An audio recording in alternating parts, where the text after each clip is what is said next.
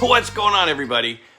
Here I am back again with a really fun episode. Again, my favorite episodes of the month, truly. Well, I have a lot of favorites, but if I had to pick one, it would be my episodes that I record with my friend Darren from Return to Collecting. We do 2 episodes a month. We call our episodes Off Topic. And when we do those episodes, remember, I host one a month, Darren hosts one a month. So if you're not subscribed to Darren's channel, you are only seeing one of our episodes. So make sure you go over and subscribe to Darren's channel, Return to Collecting. I'll put a link in the description down below, a link to his channel. Make sure you're subscribed. That way you'll get both of our episodes. Now, what we do each month is he'll host the 2 of us with a guest, and then the next month he'll host it without a guest. The months he doesn't have a guest, I host it with the guest.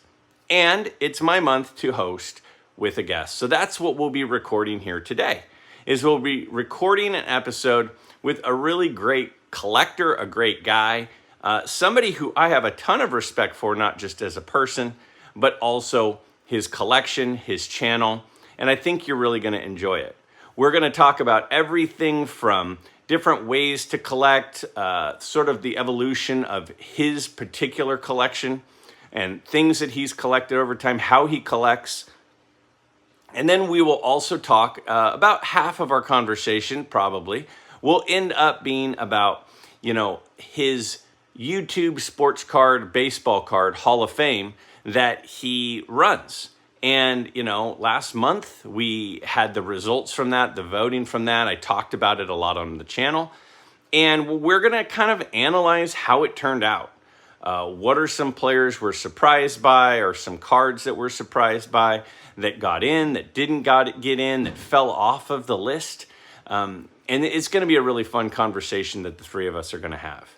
Now, before we get into our conversation, what we're going to do is I just want to remind you that Off Topic is going to be featured for an hour on the upcoming Hobby Palooza. Now remember, if you're not familiar with this, Hobby Palooza is 2 days, basically a marathon of back-to-back-to-back streaming content.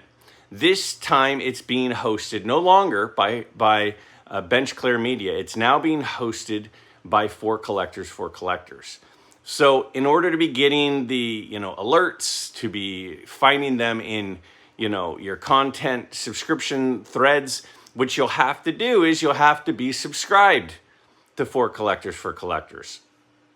Now, Darren and my episode will be hosted in the afternoon of June 23rd, because Hobby Palooza is June 22nd through the 23rd. It's 25 hours over the 2 days of streaming baseball card content.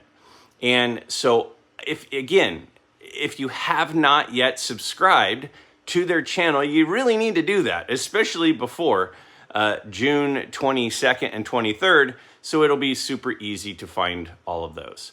Now, they just released the lineup and the order in which all of the content will be coming out on the Hobby Palooza weekend, which is rapidly approaching.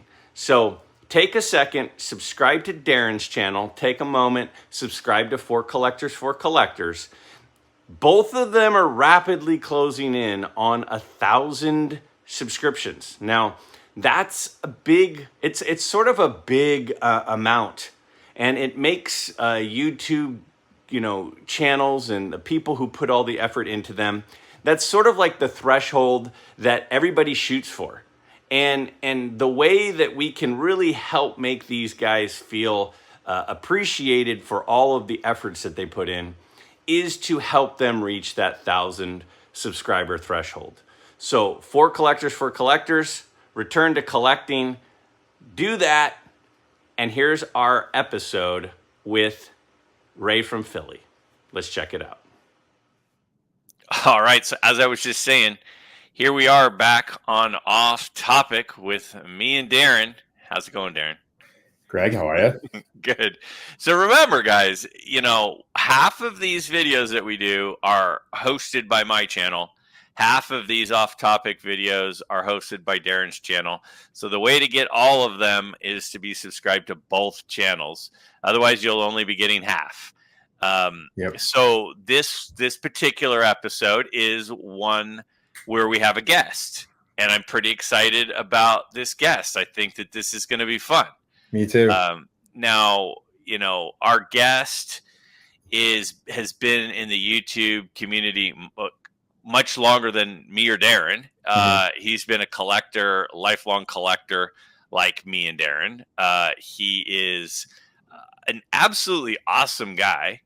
And one of the reasons we wanted to bring him on now is because he runs the YouTube Baseball Card Hall of Fame. And we thought it'd be fun to kind of, after the results are in, kind of talk about that as well. But in addition to just kind of talking to him and about how he collects and what's going on. So, I mean, it seemed like a really easy choice this month for who our guest should be. I agree. Yeah. Yeah. All right. Well, let's bring him on. Bring him on. This is the man, the myth, the legend, Ray from Philly. How's it going, Ray? Hey guys, how you doing, Greg? Hey, how you doing, Ray. Darren? Good. Now, I know you put in a ton of work.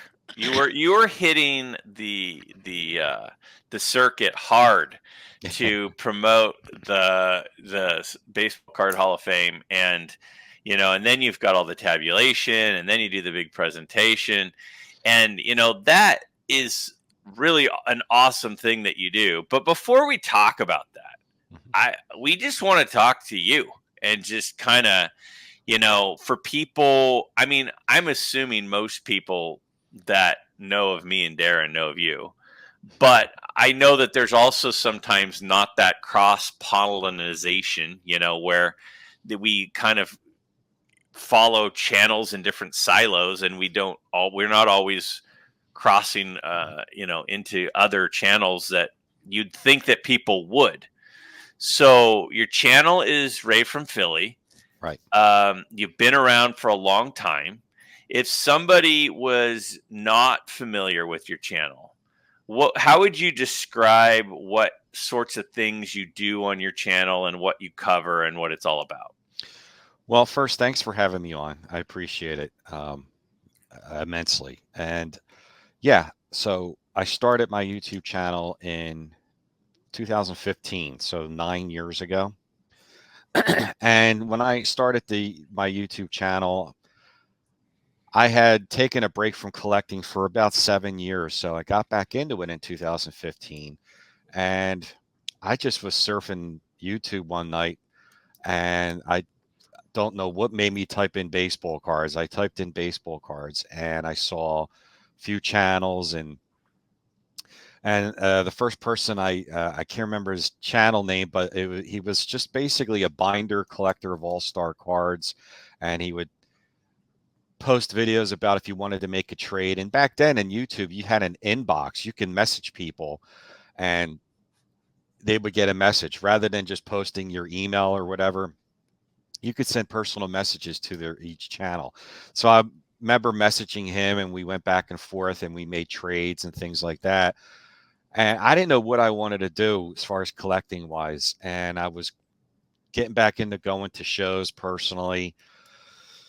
And when I started going to shows, I was talking to a lot of dealers, and the dealers started mentioning PSA set registries. And I didn't know what it was. I'm like, what's a PSA set registry? And lo and behold, it was like addicted to crack. It was just basically, I opened up a whole can of worms and went down a major rabbit hole, because once I started looking, I'm like, okay, I understand what they are now, but I didn't know what set I wanted. I didn't know. I had no direction. So I saw a couple of YouTubers, Tops 85401, Nate's his name, and he talked about this book called The 300 Great Baseball Cards of the 20th Century by Mike Payne. So I bought the book, and I said, this is what I'm going to do. So I started collecting that set registry. Then I saw that, as you're getting further into it, the cards get more and more expensive. So I went and added another set registry, the post-war Rookie Hall of Fame set registry. Then I started adding a player set registry, and my all-time favorite player is Mike Schmidt. And I don't know how many set registries I'm in right now, but it's got to be like 50 set registries. No joke. So I started, getting involved in the community and started making a lot of friends pretty quickly. And like I said, you were able to message each other back then in personal messages. And yeah, and then I went to the National in 16, which was held in Atlantic City, New Jersey. Went there, I met a lot of YouTubers, and I just was blown away by the generosity of people that had channels that would come up to me and they were giving me cards or giving my son cards, who at the time was, like 9 years old. And I was just like, this is unbelievable. So, and one thing led to another. I started, talking to people and exchanging phone numbers, and the community just was just unbelievable. How I just got really, you know, addicted to collecting again, and it became so much more fun because then you're able to share your cards. Because before I would have all these cards and people would come over and they'd be like, "Oh yeah, that's nice." Well, they didn't even know what they're looking at, and then when you have the fellow YouTubers, it was just a great experience. So what people are going to find on my channel is a lot of PSA set registry collecting, the 300 great cards set by Mike Payne, post-war rookie Hall of Fame set registry, um, and player runs. And then I try and do a series because I'm really into the Hall of Fame. I mean, to me, baseball cards and the Baseball Hall of Fame are like peanut butter and jelly for me. They just go hand in hand.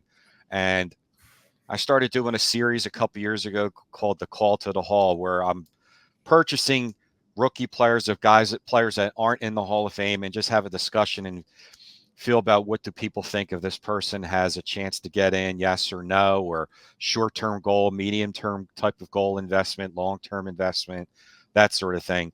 And that was a series that I really like doing because people in this hobby really like to do speculative buying. They want to get that rookie card of a guy that's not in the Hall of Fame before he gets in the Hall of Fame.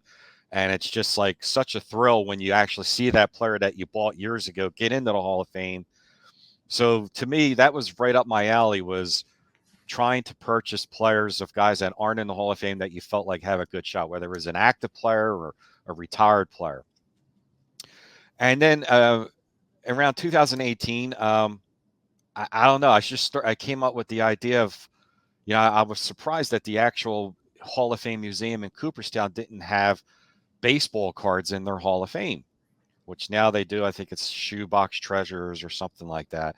But back then they didn't. So I came up with the idea of like just run. It was going to be a contest at first. It was just going to be a one and done thing, and people picked the 10 greatest cards of all time.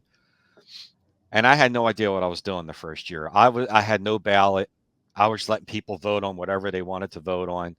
And I must have got 180 different cards, and I created a spreadsheet, and I'm getting cards voting on that I never even knew existed.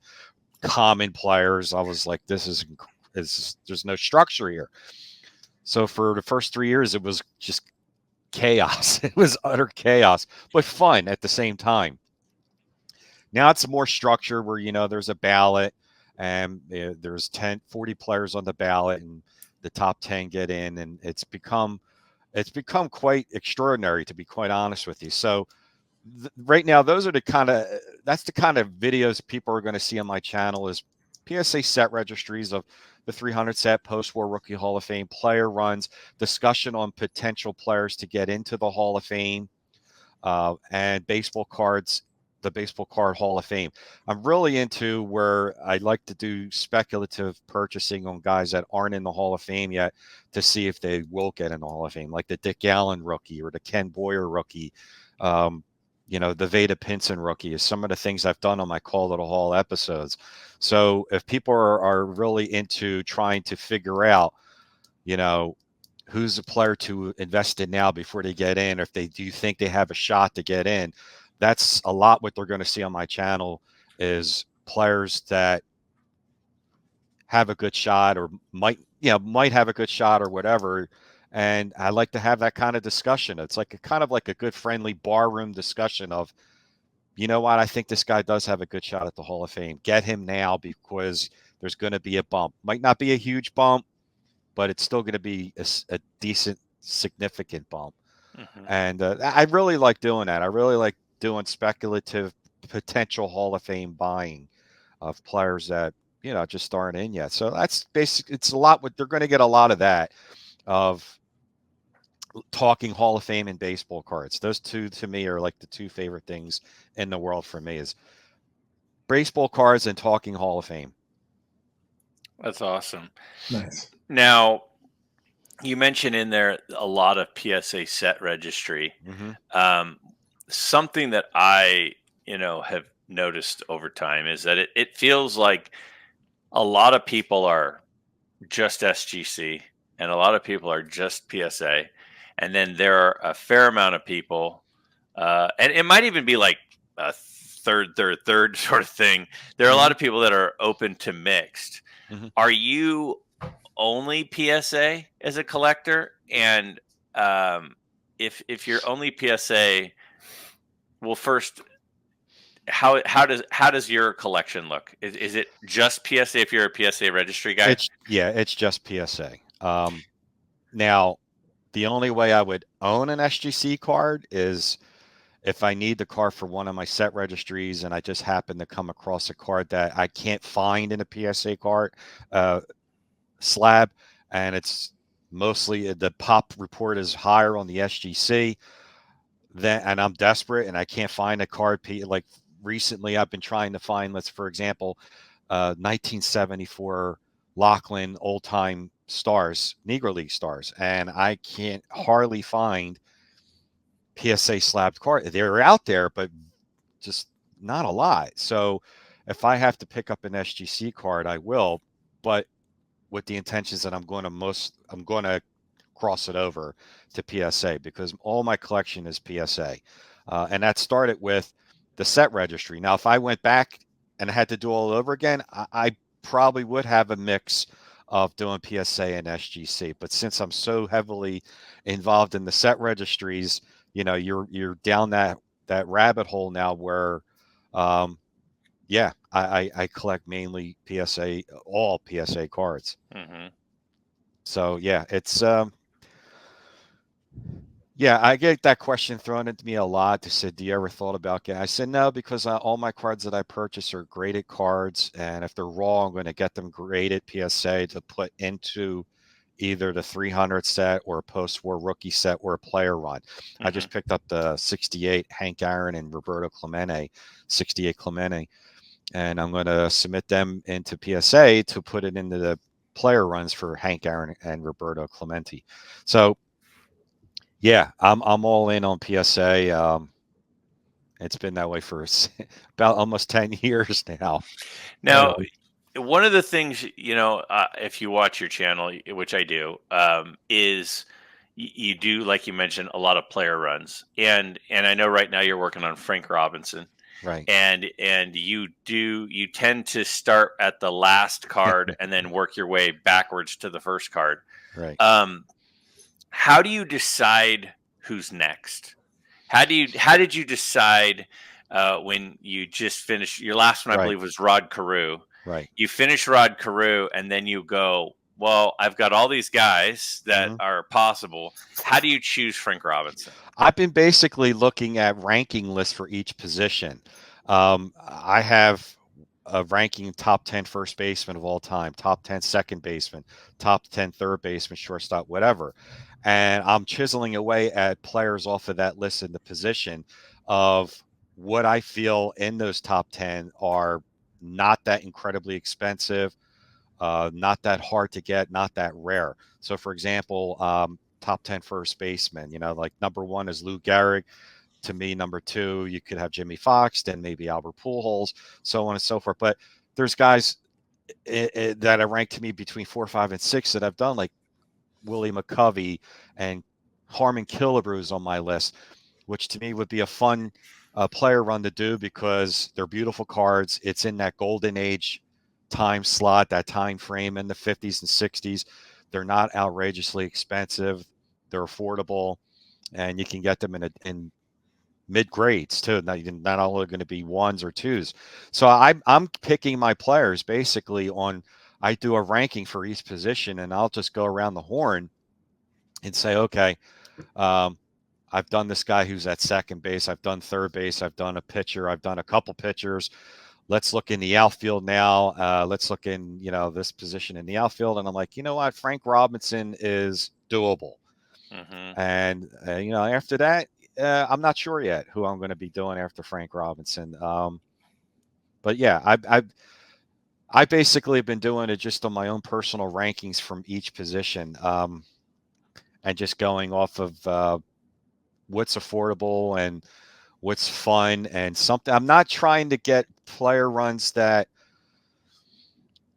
if I see the player's rookie card starts in the mid to late 70s, because that means that card's going to go well into the 90s. And once you get into the 90s, finding tops graded cards, the pop count on them are really low. Not too many cards are graded from the 90s. Like I wanted to do the George Brett run. Well, he goes into like 93 or 92, and in late 80s and early 90s, there's just not a lot of them out there. So I came up with the idea. I'm starting from 73 and prior. So I looked at the rookie cards in 73, 72, 71, and then by position.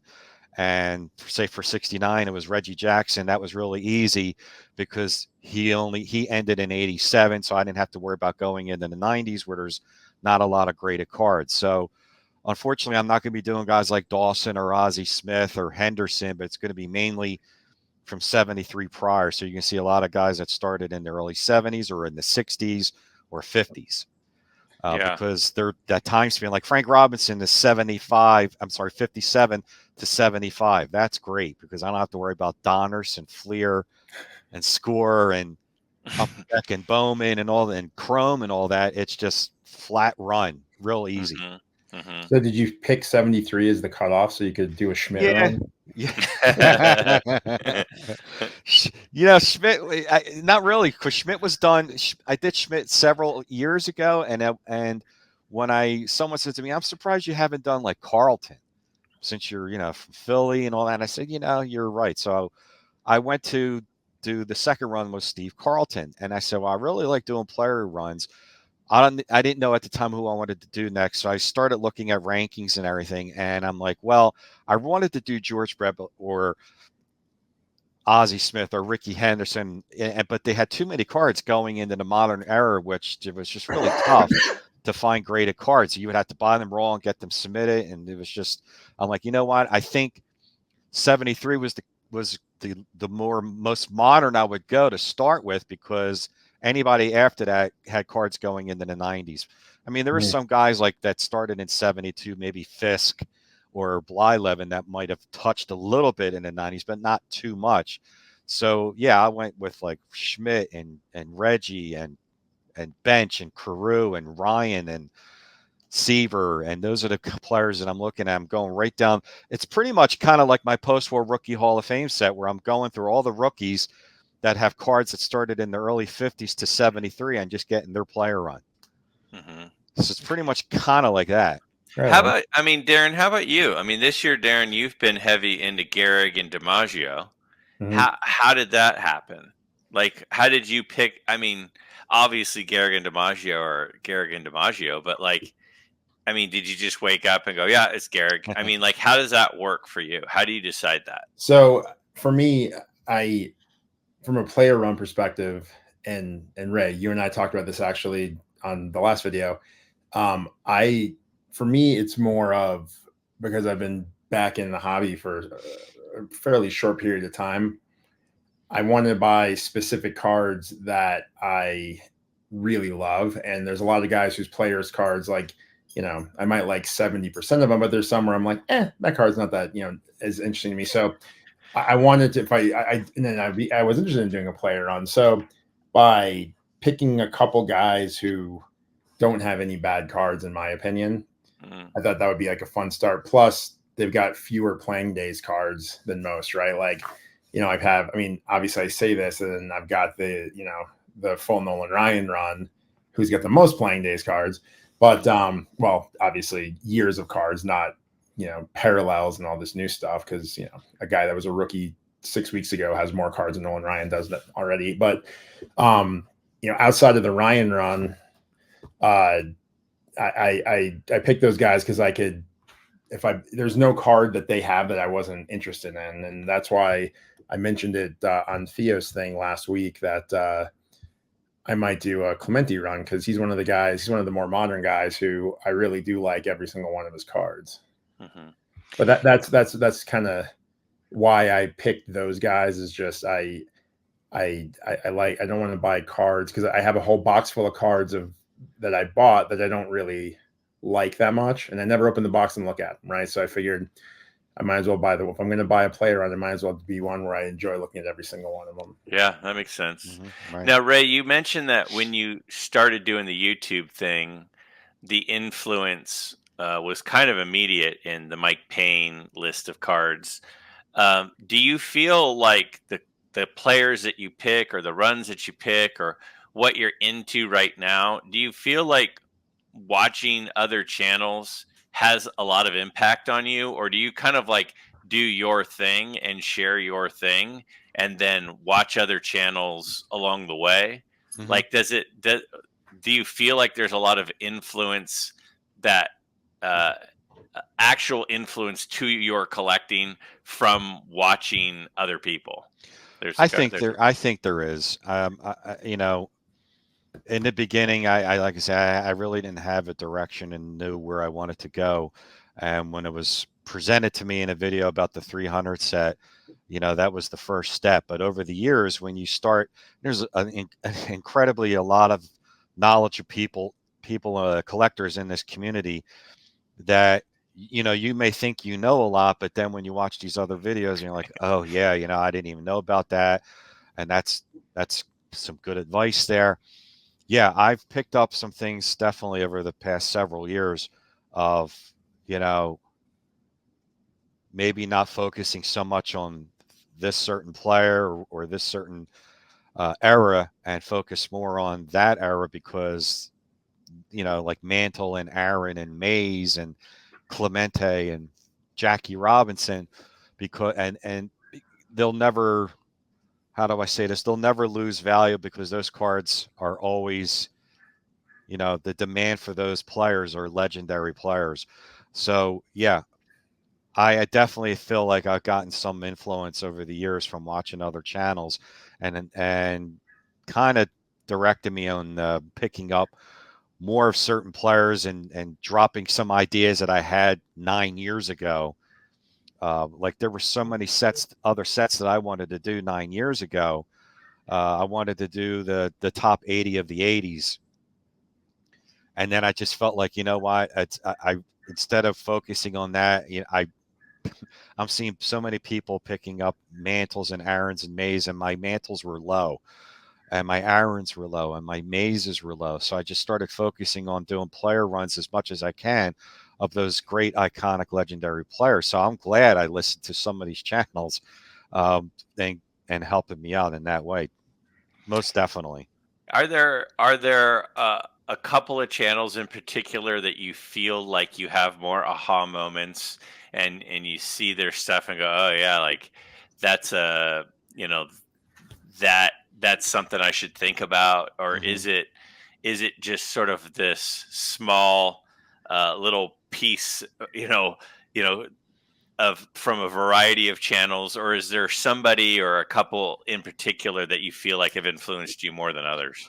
Well, I mean, the beginning, it was a lot of just talking to people when we would exchange phone numbers or and just texting, and hear them out and talk to them. And in the beginning, I was Mike Baseball Collector, and um, I was one of the first subscribers to Dave Blue Jacket 66. I'll never forget with Dave, he had one subscriber, and I was his second subscriber, and he did a giveaway for a George Brett rookie. And I'm getting a little off topic, but he did this run, and he's like, "Man, I just picked up a 9 George Brett. I have the 7. Whoever wants it." I was like, "I'll take it." Then you start exchanging phone numbers, and you start talking to these guys who have, pretty big collections and been doing it a really long time. I gravitate towards a lot of the vintage, definitely. In the beginning, I was just steering away. No disrespect to the box breakers and the modern collectors, because I'll dabble in current players for speculative buying of see if they could have a shot to get to the Hall of Fame or whatever. But yeah, I would say baseball collector, Mangini, Dave Blue Jacket 66, yourself, and Darren, and when I see a vintage channel come up, um, I'm learning as I'm watching these videos. So yeah, The thing definitely. I think that's fun too for me is, just in the channels that you described or mentioned there is there's such a different style between each of them and Oh Mhm. and yeah, what they do. Like, you know, Mangini will show such a wide variety of cards and unique cards that every time he's showing off new pickups, I'm learning about new sets and new collections and new historical facts. And so he kind of brings that to the table. hmm And then, like Dave Blue Jacket, one of my favorite things is when he'll go through like an REA auction or something, and these are the 10 things I'm watching and why on the newest REA auction or whatever the auction is. And I'm just like, and he'll start talking about, well, this is more rare than you realize because of this and this variation, this. And it's like, they, there are different channels, but they all bring something really fun and interesting to the table where I don't feel like I would have a complete viewing, circle unless I had a little slice of each of that. right. Yeah, I And agree with you on I 100% on that, right? Like, I think a lot of those guys' channels for me too, the list you named, Ray, is, the same with me, right? And I watch those channels, and that's where I learn about, just like you said, right? That's where you learn about new sets of cards. And, if I never watched Dave's, I probably would not have started looking at, like, pre food, 30s, like caramel cards. especially food and beverage Yes. cards. Yeah. yeah, He was the first to introduce me to regional food and beverage cards. Hmm. And there is a couple cards in my 300 set that are food and beverage, like the Red Heart Stam Usual and the Wilson Franks, Gil Hodges, and Roy Campanella. And I wasn't really paying so much attention to that. There was only a couple cards in the set, but then Dave came on and started doing a lot of regional food and beverage. And I had him on the channel to pick out the 10 best regional food and beverage cards out there, whether it was by rarity or popularity or value or whatever. And that's what drew me to his channel as well, was because those cards are phenomenally beautiful. Hmm. Like the Ted Williams, Wilson Franks card. I mean, mm, you know, I got that from Dave, was a lot of the regional food and beverage cards for sure. yeah, yeah. And the cool thing about it is like you meet a guy like Dave in person, and he's very unassuming about when he's talking to you and he's looking at cards with you and he's sharing the excitement with you. It's Yeah, like it's not like you, because for a lot of us will go to somebody like Dave who knows so much, and you could be intimidated to make a statement or ask a question because you're like, oh, they'll think I'm dumb because he's going to be like, oh, this is so obvious, but he that's just doesn't not make you how he feel that is. way. No, No. he No, not doesn't. at all. I had some really good conversations with him and hung out with him some Hmm in Strongsville, and it was just like, I mean, that's the thing. That's the thing that I like the most is that you can approach people and you can ask them questions and you can learn from them and just, I mean, if somebody followed Dave Blue Jacket around for 2 hours at a hmm show and just, what are you looking at? Why are you looking at that? Why is that interesting? Like, I mean, I'm sure he'd be annoyed and be like, when he wouldn't tell you that, Right, but you could learn so much because he's got so much knowledge. right. Um, He saved me from blowing literally my entire budget for the rest of the year on a Ty Cobb card I almost bought. And yeah, he's like, no. share that story. So we were at Strongsville, and there was the Hoppersheimer clothing company, Ty Cobb, and one of the vendors had the card, and they had it facing, like, the picture of Cobb facing down, so you just saw the back, with the brand on it. And I looked at it, I'm like, oh, I'm like, that is one of the more rare backs for the card. So I'm like, oh, that's an interesting one. And I was looking at it, and then Dave walked over and he looked at it. And I was like, I started talking to the lady that was selling it about, what can you do on the price? Because it was like, it would have, I wouldn't have been able to buy it unless she came down a little bit. Then it would have blown out the rest of my like annual budget, right? I'm like, oh, it's such a rare card.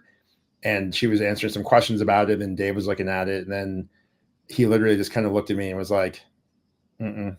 Like the lady like looked away to do something, and he's like, mm-mm. And I'm like, oh, cool, done. And then that night at the YouTube event, I asked him, because I didn't follow, because like he shook his head and he walked off, and I wasn't gonna like chase after him, be like, why not? Right. So at the YouTube thing that night, I asked him, and he said, there's multiple backs, obviously, and that one is one of, he's like, the set itself is rare, so anything from that set's rare, but that specific back, though it is, you don't see it often, he said, is there's 4 backs, and that's like the second least rare, right? So he said, for that price point, he said the card itself is a great card, but for that price point in that grade, it was just much too high. Mm-hmm. And you could get a different back that is just as nice, that's just as rare or rarer for about the same price. So I was like, that's good to know. I was just going to buy it and like do a video, right? And be like, I picked up this awesome car that I apparently don't know shit about, and I way overpaid for it. And instead, I was able to pick up, everything else I got at Strongsville instead. Right. And that's the thing that is amazing to me, is some of these guys that have that level of knowledge about things that are that rare and unusual. Like, some of these guys that are really into the ice cream cards, and you're just like, the difference between, a Ruth in each of the 3 different ice creams, but in this particular back, there's more, even though as a whole there are less in this back, and it's just like, that level of knowledge is just, it's unbelievable to me. Right. Yeah. Right. Yeah. And that's, and again, like, I think everybody at Strongsville learned so much, right? Like Petty learned what chocolate stains are rarer than vanilla stains or something. Yeah. All right. So we're going to start taking a look here in a second at the YouTube Baseball Card Hall of Fame. Now, let me kind of transition us over to that, though. Are there, now do you not vote in it, Ray? No. Okay, so you're just sort of the curator of yeah. Okay, yep. So that, because I didn't think that you did, and I'm like, I want to be careful about what questions I'm asking him about this, because I don't want him to, be put in a situation where are there cards that come up that are kind of nominated for this that were off your radar? Like, has doing the Baseball Card Hall of Fame itself, has it had an impact or an imprint in your collection? And if so, kind of how, or is there an example of that? Yeah, absolutely. This year, especially, when, like I said, before this year, when I would get people to make suggestions, it wasn't that many. I might have gotten 10 suggestions over the first 6 years. Of course, this year it was like 100, over 100. But so trying to figure out what to put for the 15 new cards on this year's ballot, because like I said, 10 get inducted and the bottom 5 get bumped off. So there's 15 new cards. So I'm talking to other YouTube collectors, and I'm talking to guys who don't have YouTube channels, that I have friends of mine who are big time collectors. And it was brought upon to me about the Christy Mathewson Cracker Jack card. It was the Tolateros, Josh Gibson card, which I'm going to be honest with you, I didn't even know about that card until, 2 years ago. Mm-hmm. And a few other cards that I was like, yeah, all right. And a couple of them got in this year on the first time ever on the ballot. So, yeah, listening to them, and then not only listening to them to put them on the ballot, but listening to them to me even look at the chance of even buying the card for myself, because I think, listening to these YouTubers and the big time collectors out there and people who don't have channels and making suggestions like that was very helpful on me to add cards that, I mean, it was a perfect example of this year where there was a couple cards. Like I said, the class this year was the Crackerjack Christy Mathewson. That was new this year. The Warren Spahn was the first time ever this year. And these cards were brought up to me by other collectors, and they made it on the first year. So that says something by listening to other people. So between that and this year, seeing all the amount of suggestions was like, it was over 100 suggestions, is mind-boggling to me. It's good to see. I'm starting to feel this possibly could be an influence on people buying cards as well. Not that I'm saying I'm an influencer, but it to have these ballots and see all these cards that are in there, it's teaching the younger generation about these cards that didn't know it. I've spoken about that before. And people might not own some of these cards, and it could bring a little bit of a demand to it. I don't know. And you're answering my first question right now, which I love. It's like a perfect transition. It's like we planned it. My first question before we start taking a look at what 10 got in this year is, why do we need a YouTube Baseball Card Hall of Fame? Because most people have been overwhelmingly positive. This is fun. This is great. We can all participate. It's open to everyone. But then you have a few people that'll say, this is silly. The only cards that mattered for me and my collection are the cards that I want, not what anybody else wants. So why do we even need it? And I think that you just kind of touched on it, that when we have young people and we're trying to introduce them to key historical cards, and not just cards, but sets, this is a way to do it. The reason we have history in school is so that we can learn about events that happened, good and bad, so that we are aware of them. We can try to do more of the good things, and we can see when we're starting to head down the path of some of the bad things and how they turned out. Right.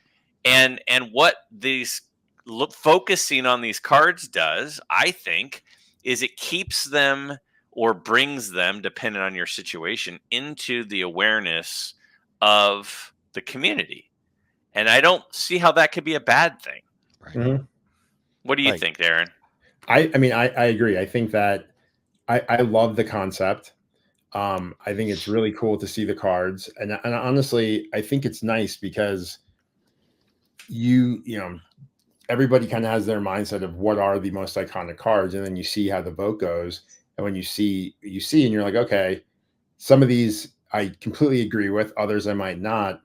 But to me, it's interesting because I realized in some cases how important certain cards are to people that I didn't think would be, right? Like when I saw the ballot, I'm like, yeah, the Robin Yount rookie. Yeah, right. Compared, you know what I mean? Like compared to some of these other ones. Yeah. But then it made it got in. So I'm like, oh, I didn't realize. I mean, I like Robin Yount's rookie. I've always wanted the card as a kid. I picked it up when I got back into collecting, but I never thought of that as,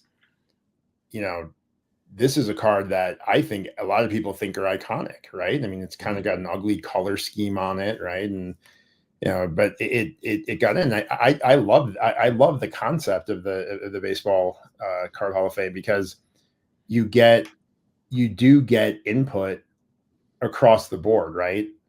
When you have the vote versus, having like 5 or 6 YouTubers that are really big in the vintage say, hey, here's who we think are the, this year, the, 5 most iconic cards that aren't in yet.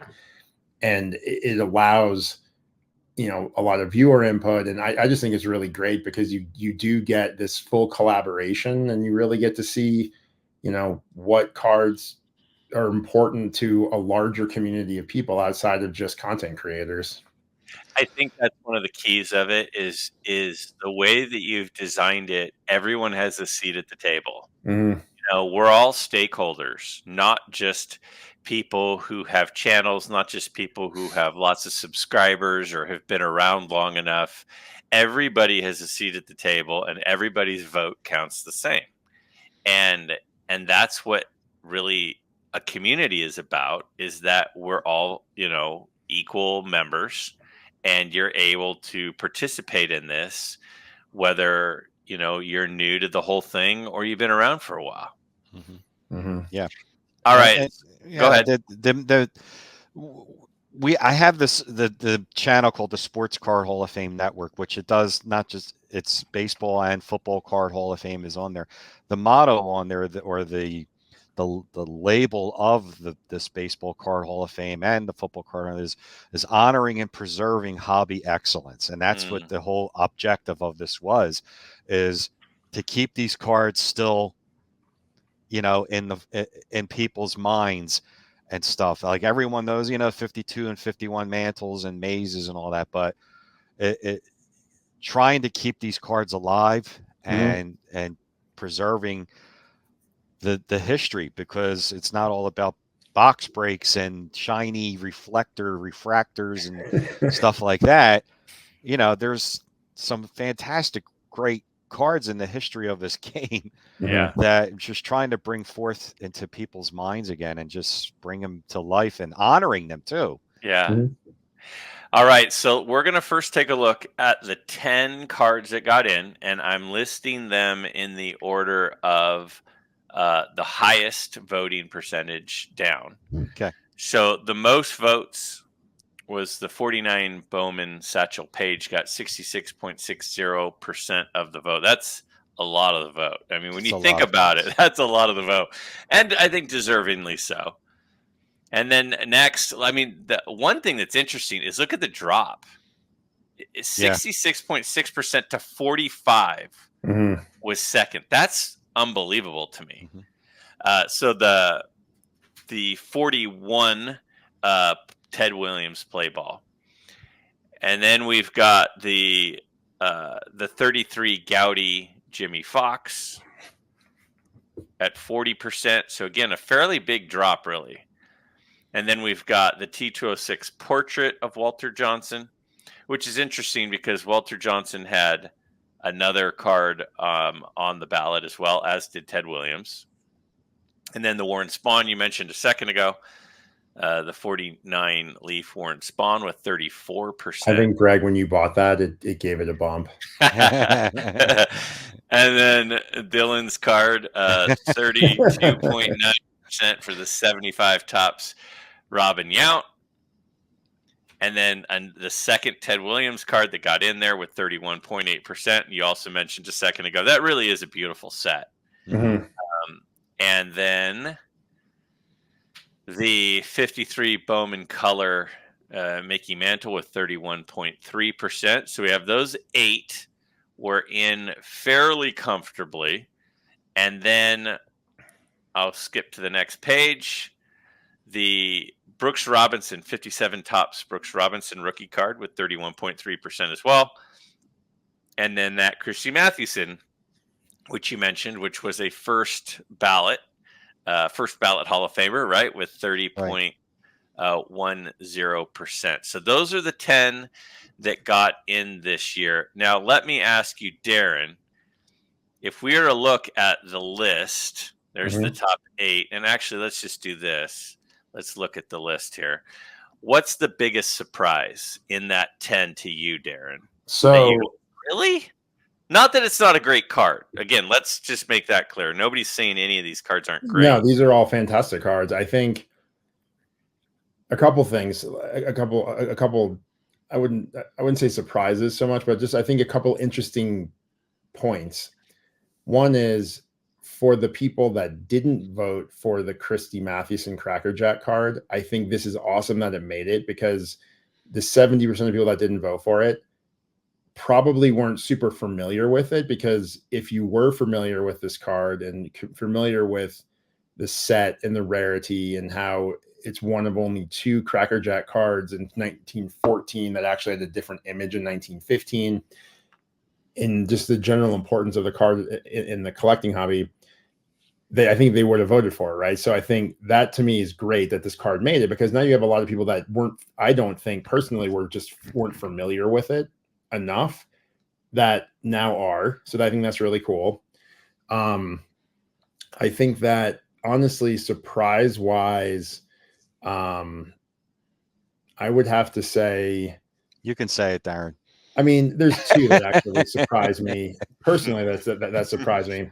The Yount being in 6th place, right? Yeah. That's interesting to me. I mean, I think it's an iconic card, and I think it's good that it's in. But it surprises me that the Yount got more votes than the Wilson Franks Williams or the Cracker Jack Mathewson. Now, that being said, the Wilson Franks Ted Williams and the Cracker Jack Mathewson, I think, are they're less well-known cards, I think, than some of these other ones. So that makes sense to me. And the other one that kind of surprised me that got in, and Greg, I know you're going to hate when I say this, is the 57 Topps Brooks Robinson. Just because Brooks Robinson was a great player. I know he just passed away. I think that had a little bit to do with it. But when I look at some of the other cards on the list that didn't get in, that one kind of surprised me that the Brooks Robinson got in over, say, like a Ramley Walter Johnson, which in fairness, that I get why a T206 would get in over Ramley. It's a much more popular card. But if I had to choose between the 2, I think that the T206, the way that they made the card with the coloring, Walter Johnson looks like he's 5 years old. It looks like a baby picture to me. Mm-hmm. So that's interesting. But I think for the vast majority of it, that Satchel Paige is iconic. That Williams, I think, is probably his best looking card. Jimmy Fox. I'm actually really happy that Jimmy Fox got in there at such a high level, because I personally think that he's one of the most underrated players. I'm actually happy that more people than I thought would appreciate his, him as a player as well as his rookie card, right? The Leaf Spawn, I think, great card. That's kind of my thoughts. And I think that most of these are awesome. And I'm just really happy that the Chrissy Mathewson and the Wilson Franks got in, because now more people know about it. Mm-hmm. And personally, I probably would have picked 2 different ones other than the Yount and the Brooks Robinson, but I'm usually wrong. So, this is probably a really good list. One of the things a couple of people had mentioned to me was a lot of these cards are not pre-war cards. There are, I guess you could call it's 41 pre-war. I mean, it's close to 3 or 4 of the 10. That are pre-war cards. Uh-huh. And a lot of people were based on their feedback to me, just in comments, mm-hmm. was, is this proof that people really mostly care about cards from the 50s? And they don't really care about the players that they're not as familiar with, because all of the names on the list are pretty big time names. Mm-hmm. The old Judge card that was on there, which we'll see here in a second, didn't do very well. A lot of people know Sadahara O, but there are a fair amount of people who don't. Some of the names that aren't as big time names in just your normal vernacular of people hanging out at a dinner party talking, the ones that are high on that list got in, and the ones that are lower on that list fell off the list. Mm-hmm. So I thought that was an interesting perspective. Now, I don't know what a curator is allowed to say or give opinions on, but do you have any main takeaways or things that you thought were interesting from these 10 that we're looking at, Ray? Yes. The 2 for me that were a surprise to me, and no disrespect, Dylan, I was very surprised that the Robin Yount got in, and the second one was the Warren Spahn. I was surprised about that. I was absolutely not surprised at the Brooks Robinson. I was expecting to see Brooks Robinson's rookie. I really, really was expecting without a doubt. If I was looking at it myself and picking my own 10, I was like, I definitely think Brooks is getting in this year. My only two that were surprises were the 48 leaf spawn and the Robin Yell. And the list that of the guys that the cards that didn't get in, you know, like the Tom Seaver rookie blew me away. That I've had so many people come up to me and say, "How can the Robin Yount get in over the Tom Seaver?" You know, here's And I said, and again, I love Dylan. No disrespect, but I'm glad the card got in. Yeah. But I heard what they were saying. I'm like, I don't know, man. You know, like, yeah, well, I understand.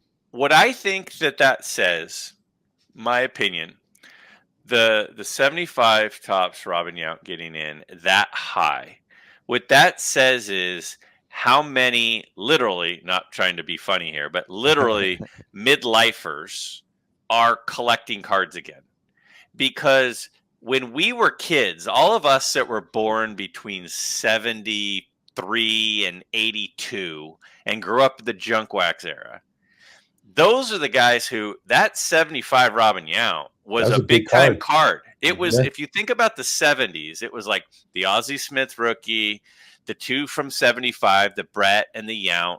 You know, there's, you could maybe say Dave Winfield. Like, they were kind of like those were the vintage cards to us kids when we were collecting. And so to me, what that tells a story in the balloting of, the bread is already, I mean, a lot of those cards are already in. The Ozzy's already in, the bread is already in. That's one of the cards from our childhood that was a current star as we were growing up that we couldn't afford because it was an older rookie card.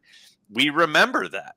And to me, that's what that says right there, that it finished that high. Right. Yeah, good point. Yeah, I agree. I agree. All right, so let's keep moving. So here's the list of cards that did not get in. This blew my mind even more. Yeah, so this is the list we're looking at. If you're listening, we're now looking at the list of numbers 11 through 35. So these will be on the ballot for next year because they weren't in the bottom 5, but they did not get in. And the near misses, if we're looking at this, would be the 86. Number 11 was the 86 tops traded Tiffany Barry Bonds. Number 12, so the second near miss, was the 91 Upper Deck Michael Jordan. Number 13, so the third near miss, is the tops Tom Seaver rookie card from 1967. And then number 14 is the 68 tops 3D Roberto Clemente, which has gotten a lot of recognition over the last year or two. Those are the 4 that were the near misses but didn't make it. And then let's look at the bottom, the ones who just hung on to not fall off the list. Number 35 is the 65 top Steve Carlton rookie card. The 1980 Charlotte O's orange minor league card of Cal Ripken. He has the orange and the blue, if you're not familiar with those. Then the 52 tops Andy Pafko, which is the first card in the set, kind of a well-known, recognizable card for being card number 1 in the 52 set, hard to find in good condition. Now, what are the thoughts from Darren? I'll start with you on those first few that didn't get in. So numbers 11 through 14 or so didn't get in, but were close. And then the bottom 3 or 4 that barely hung on, that kind of, what sticks out to you? I think, to me, honestly, the more interesting, other than that Seaver rookie, that one, I agree with Ray that I'm surprised that one didn't make it. The tops 3D Clemente, I think, is a less well-known card, so that doesn't surprise me. Honestly, I think the 91 Upper Deck Jordan, cool. It's a gimmicky type card, so that doesn't really surprise me. But really, for me, and then the ones at the bottom, I think Carlton being almost out is shocking. And like, Yeah. 52 Topps Pafko, it's cool. Pafko wasn't a good player or anything, but to me, it's that middle chunk there, right? Like Hank Greenberg rookie. I mean, just think of like iconic cards. The Topps Chrome traded Ichiro Pujols. I mean, that's a newer card, but you got a dual rookie of 2 first ballot Hall of Famers, basically. Mariano Rivera, he's wearing his golf outfit. How could that not get in, right? But then you look at some of the other ones, and you have a Tris Speaker rookie, one of the greatest players of all time. You've got Graig's true rookie card, the 25 exhibit. The T206 Sherry McGee, that's interesting to me, but that's an error card. So that's not surprising. But then you go a little further down, a T206 Cy Young. That's a pretty big, kind of popular, famous card. And then obviously, the Ramley's a little rare, but that Tolateros Josh Gibson, I think next year the Tolateros Josh Gibson, I think, will move up the list considerably. Yeah. Yep. So like I think the ones that just missed are interesting, like a Barry Bonds rookie, cool. The Michael Jordan, but that middle group there, like you have some incredibly iconic cards of some of the greatest rookie cards of some of the greatest players of all time. At low 20s to high teens vote. So I hope that I'm glad a lot of those didn't fall off, right? Like I would love the opportunity to vote for those again, because I think I voted for quite a few of those. So. Now, let me follow up with you on this, Darren. So you said that, obviously the 67 Tom Seaver, you were surprised. What's your thoughts? Talk more about that. That's the first card you mentioned. Talk more on that. And Ray mentioned it. He was surprised too. Let's talk about that card for a second. Why do we think that card didn't get in? I don't know. I think to me, there's two ways. I look at that card two different ways from a popularity perspective. I look at that card as it's one of the greatest pitchers ever's rookie card, right? And he is a more modern player. So like you said, a lot of the guys that are, middle-aged guys, they got to see him play, at the latter part of his career. Even like younger middle-aged guys got to see him play at the latter part of his career, right? So, and he's one of the greatest of all time. So there's that piece of it. But then also the card itself, to me, it's an incredibly iconic card, right? Like when I think of like rookie cards from the 60s, that card is way up there. Like it's got, to me, it's like think of rookie, like the most iconic rookie cards from the 60s. Obviously, Nolan Ryan's the most iconic, obviously. But that one's up there. You got the Reggie Jackson rookie that's up there. You got the Pete Rose rookie. Like, there's a lot of great rookie cards in the 60s, but for the most iconic ones, that one is, to me, absolutely in the top 5. Yeah. Yep. Ray, what are your thoughts on this? I have some interesting stories on how this ended up this way. The bottom part of it, Carlton was 36 and Dizzy Dean was 35 up until the last day. And last day, Carlton took over the last spot. But I've had so many people message me, I can't believe Carlton's 35th. I'm like, yeah, well, he's in. He still is on the ballot. Right. But he's in the game. He's still in the game. So don't worry, chip in a chair, right? It's better than being knocked out. So that was the first interesting story on the bottom part. The second interesting story is I've mentioned before that there was 2 cards that were put back into this ballot that were bumped off years ago because they were in the bottom 5. The 1990 Upper Deck Auto Reggie Jackson and the 49 Bowman Roy Campanella rookie. The Reggie Jackson, I think, was in the 21 ballot, and he was off for the last 2 years. And then this year he's got on, and he definitely much improved from being completely knocked off to finishing, I think, 22nd. So he's in the middle of it. And now Roy Campanella, who got really destroyed the first time, and he finished like 26th over here. I was glad to see that. So that was really interesting to me.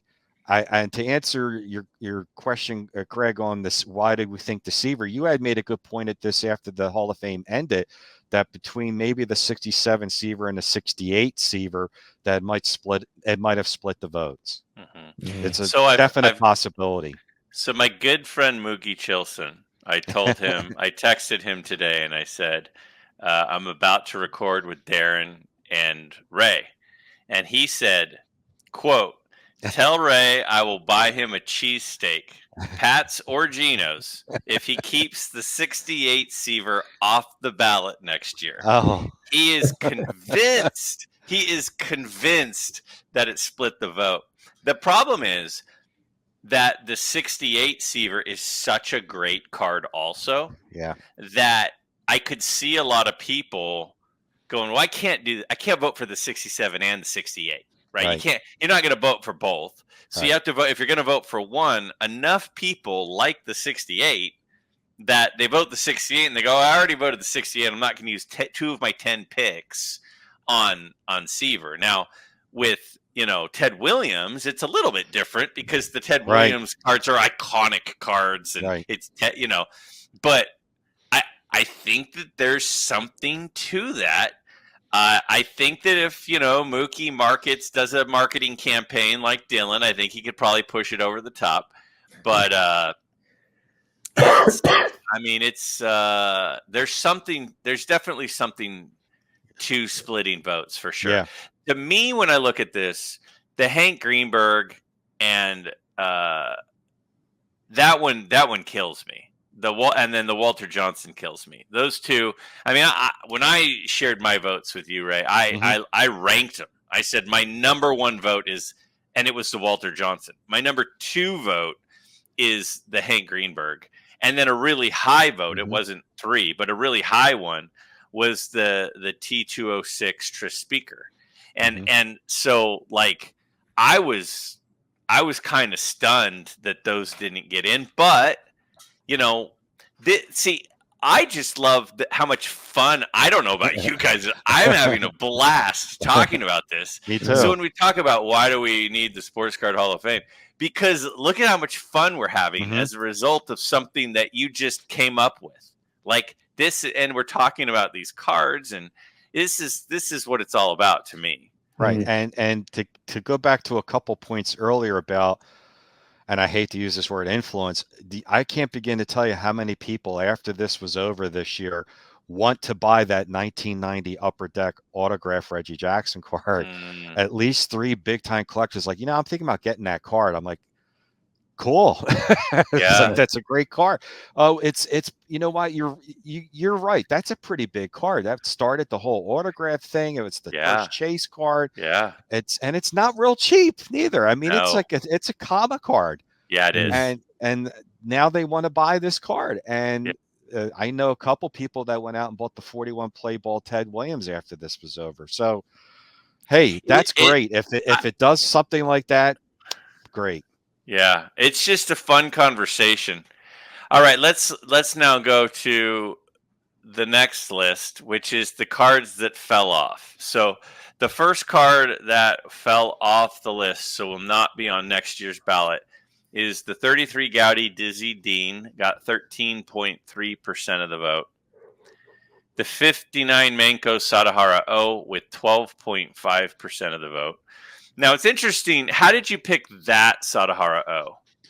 He has quite a few from 59. I was looking, there was between this and one other one that I can't remember the color background.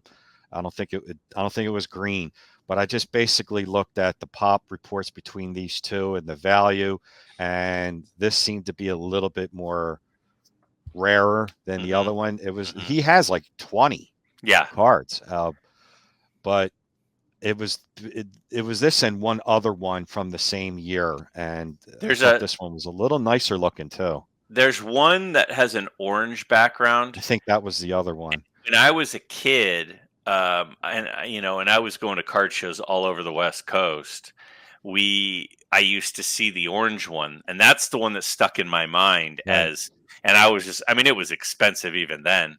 But, you would look in like the Guinness Book of World Records for home runs, and Sadahara O would be mentioned. And so we knew who he was. And I remember seeing that card. And that's the one that like someday maybe I'd like to try to acquire because so I was curious, but that makes sense. The next one, the 1909 Philadelphia Caramel Honus Wagner. Oh, I know. Then we got the old 1887 Old Judge Kid Nichols. And then really interesting to me, I know. the huge drop, the 32 U.S. Caramel Rogers Hornsby, which, I mean, it's like 13.3%, 12.5%, 11.6%, 11.4%, and then a total dump down to 7.2%. Yeah. So what on here, I guess, if we were to talk about this, what do these cards tend to have in common, you think, that makes them fall off those? Because to me, when you look at these 5 cards, I feel like there's a common factor as to why they weren't getting votes. To me, when I think of an iconic card, a part of it is what percentage of collectors can close their eyes and see the card. And I look at this list, and I think if before doing this whole thing with you, I would have known the Dizzy Dean. A lot of people wouldn't have. I probably would have known the Honus Wagner. Probably, maybe not though. To be totally honest with you, but not that Sadahara O. The old Judge cards all look fairly similar to me.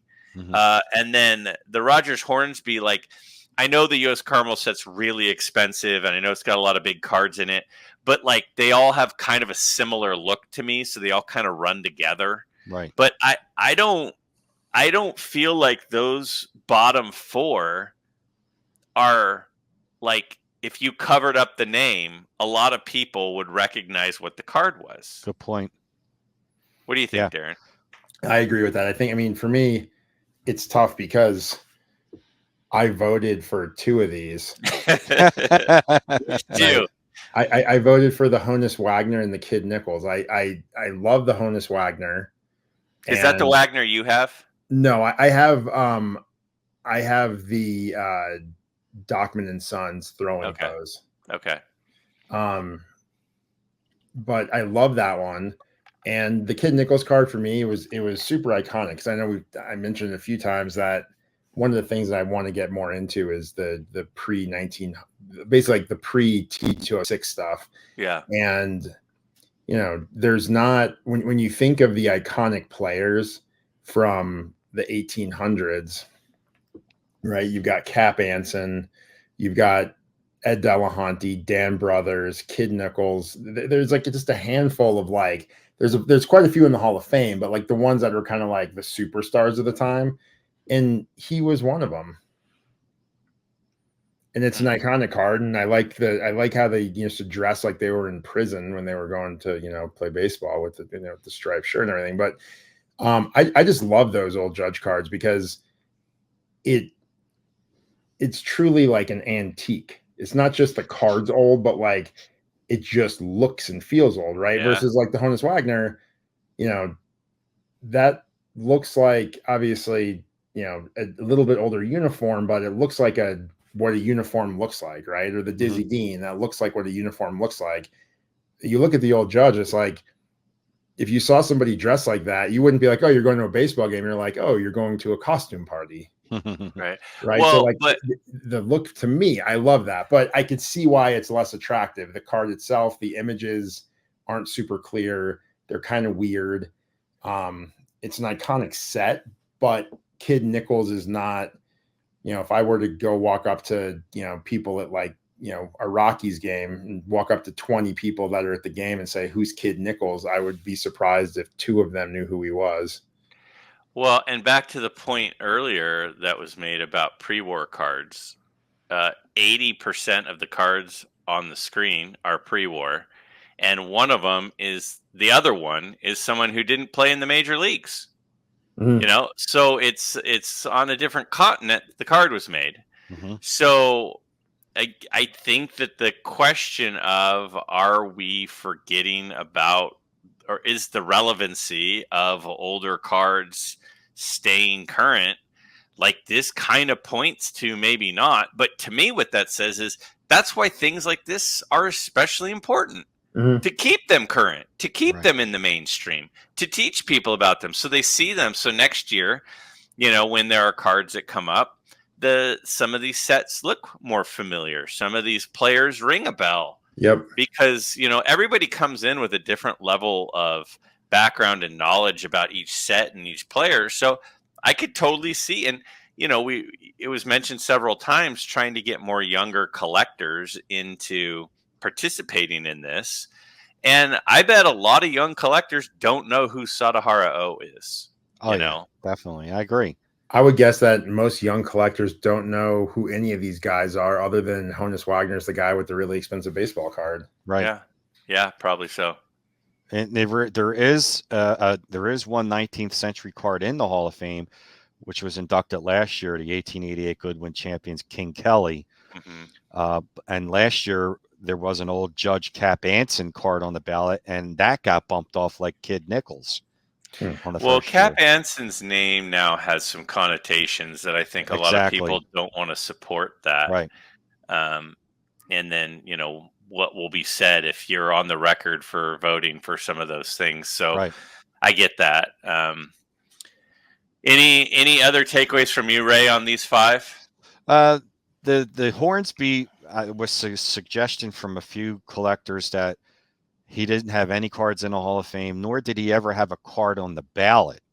And Hornsby doesn't have a lot of cards. Mm-hmm. So I'm looking and looking and looking, and I'm like, well, the most mainstream kind of card would be either his 32 US Caramel or the Gouty, and he has 233 Gouties. I think there's one where he's sitting on the steps as like a manager, which is getting a lot of popularity, and the other one where he's fielding, and that's getting a lot of popularity.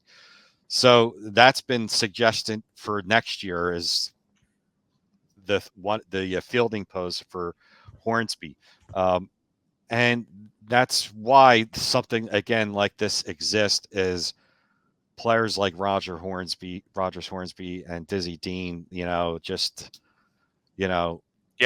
they're not getting the attention that they deserve. Yeah, no, I completely agree, and I love it. Now I've got a couple of follow-up things. We kind of covered this right here, so I'm going to skip over. We talked about were there mistakes, what stood out, but I do have a couple of follow-up questions, and we're running kind of long, but I could go with you guys all night talking about this. But so what's the status of the 5-card limit? You brought this up at your presentation. It was talked about because the mantle, for those listening that aren't familiar, historically the rule was that no player could have more than 5 cards, was sort of the limit. And when the 53 Bowman color mantle made it, that's the 5th one. So the question is, does that stay? Does the community think it should expand? What's the status of that right now? That there is no status update on that right now. This was something that I was going to create a poll before next year's ballot to see if people wanted to increase it, and if yes, to how many. I proposed 8 or 10. I wasn't going to say, oh, let's do 15 or 20, whatever. I felt like 8 would be okay, or maybe a round number of 10. I've had a mixed reaction. I'm surprised. I thought it'd be more so one way or more so the other way. It's been like right down the middle, with people saying, well, why is it thought of? I say, well, a lot of people were suggesting to increase it to more than 5. And the response was, well, that's just to make room for more mantle cards. And I'm like, well, good point, because I don't know if there's going to be other players that will have more than 5 cards that could possibly get in. But Mantle is an iconic person in this hobby. Mhm. and he has more than 5 cards. I mean, I'm not making the decision on increasing it, but I wanted to propose that to the YouTubers out there in the community, not just YouTubers, anybody, that they felt like it should be increased. But I get the point where really it's just to make more room for mantle cards when they're not even sure if there's going to be more than 5 of any other players. Is there more than 5 Clementes? Is there going to be more than 5 Sandy Koufaxes? Is there going to be more than 5 whoever? So it was good points. I agree. My thought on that is this was an excellent rule to have when the Hall of Fame was newer, because the last thing you want to do is say, okay, the Hall of Fame class of whatever year is, a 51 mantle, a 52 tops, a 53 tops, a 53 Bowman color, a 52 Bowman, and his 69 white letter, right? And you're like, crap. Well, but it now that it's getting bigger and bigger, I think, as more and more cards get in, it's less saturated with mantles. Mm-hmm. Plus, I think there are other players that potentially could have more than 5. Ruth could have more than 5. Cobb could have more than 5. Right. So there's not a lot, but, Cobb could have more than 5. Ruth could have more than 5. Ted Williams has some nice ones, Ted too. Williams. Personally, I think DiMaggio could have more than 5, right? He doesn't have a ton of cards, but yeah. I think Ted Williams has 4 right now. After this year, I think he has 4 now. Yeah. Because he has the 39, the 41, the 54 Wilson, and 54 Bowman. Yeah. So he has 4. So he could potentially and my favorite Ted Williams card isn't even in there yet. and then I mean there's a couple. What's that? It's the Leaf. Well, the Leaf certainly is up there. I really like the 54 tops, the yellow one, the last card in the set. 250, yeah. Like I mean, those 2 cards are phenomenal. So if he's got 4 and only one of those can get in, I think Ted Williams is going to have more than 5. Mantle, I mean, to me, arguably one of the best looking mantles is the Red Heart, and it's not in. So the fact that the 53 Bowman color could be in and the Red Heart's not in, from a aesthetically pleasing point of view, it just seems crazy to me. Right. Is the 56 mantle in? Yes. Okay. What's in for mantle is 51 Bowman, 52 tops, 53 tops, 53 Bowman, and 56 tops. Okay. So I've had suggestions for his Stallmeyers. Dr. Beckett suggested, and a couple other people. He has 3 Stallmeyers, but I think it was the first one, 54 Stallmeyers. I'm like, yeah, I mean, yeah, it's tough. It's tough, and I'm like, my objective was I didn't want it to be like the Mickey Mantle Baseball Card Hall of Fame. Yeah, but that's the thing. Like I said, but you can't avoid these cards. Yeah. Every year you get 10 more cards. So if every year you get 10 more cards, and then like every other year it gets 1 more mantle. Right. It's not diluting it, I don't think. I don't think so either.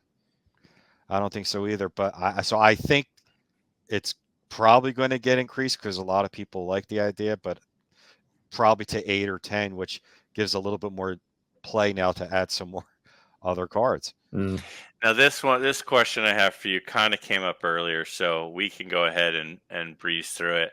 Has this process affected what or how you collect? Darren, is there a card for you? I mean, because I asked Ray earlier, is there a card that came up during this process that became more on your radar as a result of watching and participating in this, where you're like, yeah, that really is a cool card? Yeah, there's a couple. So the Ramley Johnson, I've always liked it, but I liked some of it. I liked his T206, the one with the glove more than that one. But then since the ballot, I've been looking more at it, and I think I might put that on my 50 cards I need to pick up at some point list. And then that one, and then I've always liked the Tolateros Josh Gibson, but I just, that one's great. If you sell your house, that would be Well, that's the thing, right? goodbye. Like I didn't I knew that it was rare. I kind of viewed it kind of like the worldwide gum DiMaggio, where it's kind of rare and it's kind of expensive. And then when I during this, I looked into it more and I was like, yeah, that's not popping up on any of my lists anytime soon. Yeah. I wonder if now that card is going to get more votes next year with the MLB, incorporating the stats. That's a good thought process to think about. I think honestly, I think it will. I think so. And even if it's not so much the stats themselves, but just more people being familiar with Josh Gibson than were before. Exactly. Yeah. Yeah. Mm-hmm.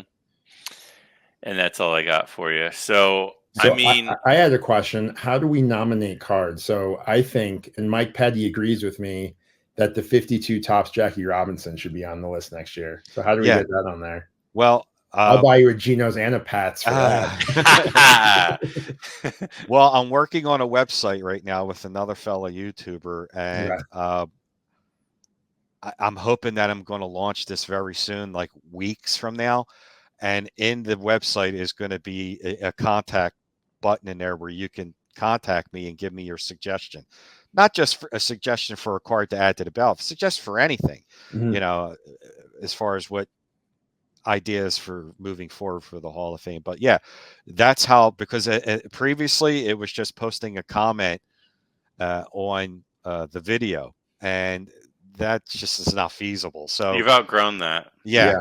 I'm like, I need a website where people can click on an email button and make a suggestion in there. So that's going to be all the suggestions. I've already gotten 100. Once the website goes up and people are going to be emailing me more, I wouldn't be surprised if I get another 30, 40 suggestions from now till next year. Now the question is, how do I pick 15 cards to be put on the ballot next year if I have 130 cards? I think you have like a vote. Maybe do like a mid. I was going to do a poll. Yeah, a poll. And I was going to say the top 15 cards. I think you need a committee to narrow it, though. You need a committee to narrow it to like 25 and then 15 of the top 15. Because if you have a poll with 100 on there, like, that's crazy. I know. Yeah. And I mean, the poll, I like polls because then, I could give the old Tammany Hall advice to people: vote early, vote often for the 52 tops, Jackie Robinson. And in the poll, how many do they vote for? Just one? I think it should just be open so you could vote a lot. Okay. So you can vote for 5, 6 cards on that list that was suggested to me. Yeah. And I think, and that's the thing too, right? I think, you get 150 cards, and like you said earlier, right? People will come in and say, hey, I really love, I don't know, Andre Dawson, and I think his like 1985 tops is a cool looking card. And you can respond to that and say, fantastic. But it's not going on a list of the greatest baseball cards of all time, because it's a, what I mean? Like it's almost like there's certain cards where people are like, I have a personal attachment to the card and I want it on the list because of that. Right. Like I go back and say, hey, I really love the 86 tops Nolan Ryan. But it's like, that's great because you're a Nolan Ryan guy. So I don't care, because that's not a card that's going to resonate. Right. So I think you could probably vet it and say what cards resonate. I could. Versus what cards are just, I just want that card. Right. Like Theo will want, a 71 tops Clemente on there every year.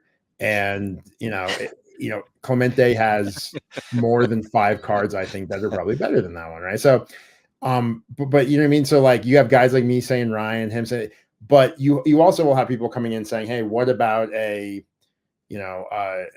just some random card, right? So, a Bryce Williams, Christy Mathewson.